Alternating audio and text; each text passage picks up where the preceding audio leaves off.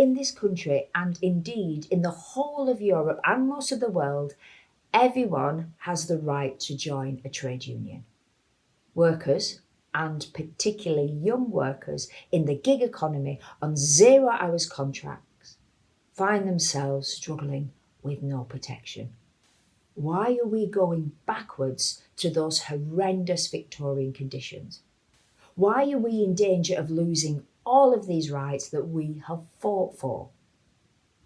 To answer this, let's look more closely at what the gig economy is, what a 0 hours contract is, because this is the world of work you will likely be going into.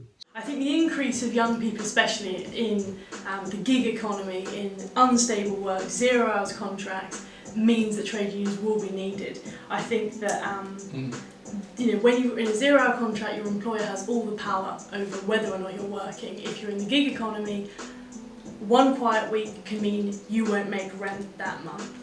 Unstable working conditions means that you could lose your job at any moment. So we've all joined the union because our workplace is telling us that we're self-employed when we don't feel like we are. So it's very common in the UK and other European countries now, in precarious working situations, that an employer will tell workers that they're self-employed, when realistically they wear the uniform of that company and they have to do everything the company says. So you hear more and more recently about 0 hours contracts and the gig economy. 0 hour contract is literally what it says it is.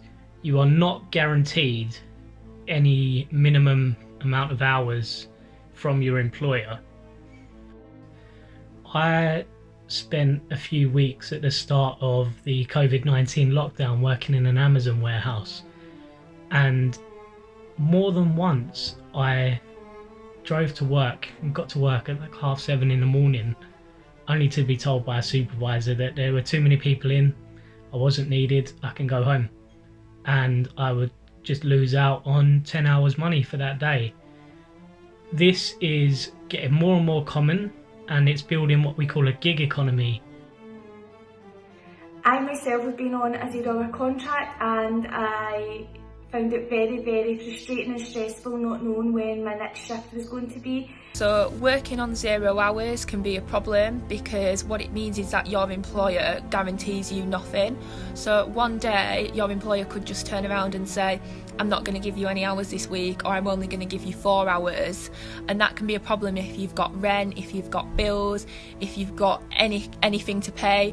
And it just is a very insecure way of working, really.